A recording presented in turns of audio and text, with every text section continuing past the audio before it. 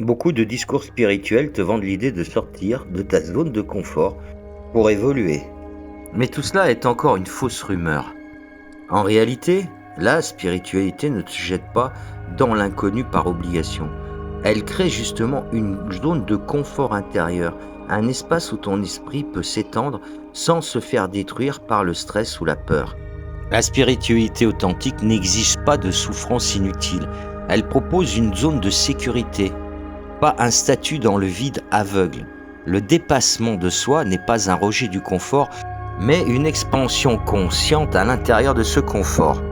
Cultiver un espace confortable, intérieur et extérieur, c'est ce que te demande la spiritualité.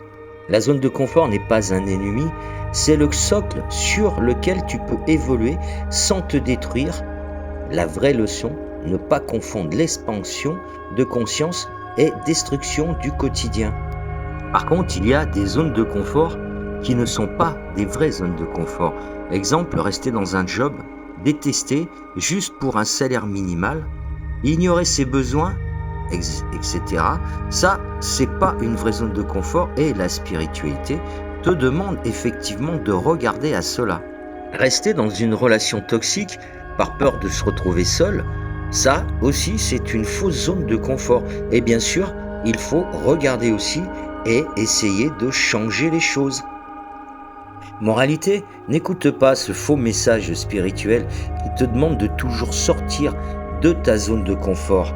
Car la zone de confort n'est pas un luxe, au contraire c'est une obligation, c'est la base pour toute croissance saine.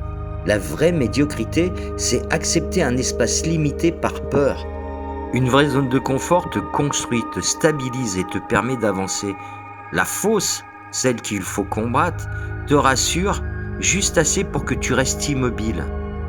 Ne confonds pas le confort sain, qui est une base pour grandir, et le confort malsain qui est un refuge pour fuir. L'un nourrit ton évolution, l'autre nourrit ta stagnation. Pour finir, un repère, si ton confort ne t'élève pas, il te retient. Et là, tu dois agir. Et oui, il est nécessaire de changer tout cela.